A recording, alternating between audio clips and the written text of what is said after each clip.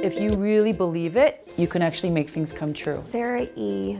is so devoted to not just teaching, but just to children as a whole. You watch her interact with kids and she's treating them as if they're an adult. Like they are on the same level, they are equals in this classroom. She is so open to what the kids want to learn and using what they want to learn and kind of incorporating everything into that. Okay, tell me why you chose this book. You watch Sarah E. reading class is going on, it's reading time, and she's going around from kid to kid to kid.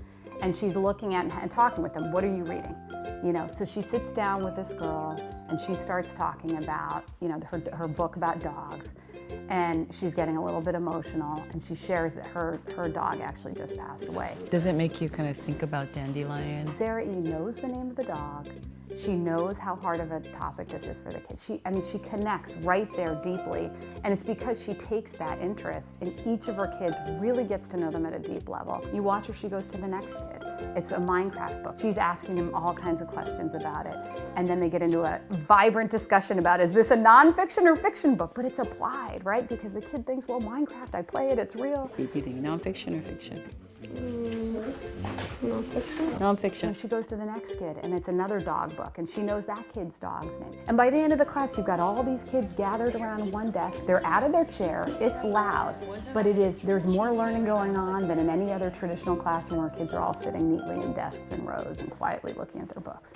Plan it out in your mind before you do it. I think it's really important that things are organic, that things can change. And I think the thing I don't want to do in teaching is to stop a flow of thought.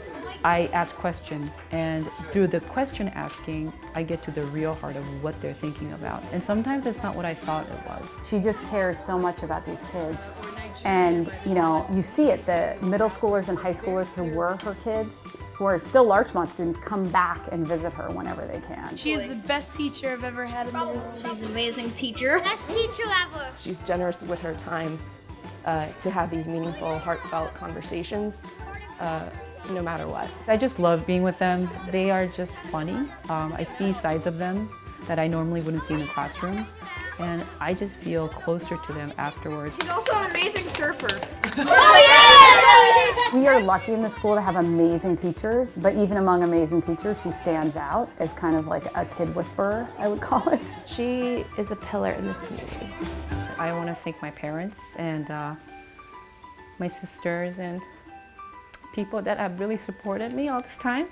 I also want to thank all the staff at Larchmont Charter School who helped start the school, and our current staff members who work really hard and give long hours to this profession. And I just want to thank all my students that I've had before, because they really taught me. They were my teachers and they continue to be my teachers, and I really am thankful for them.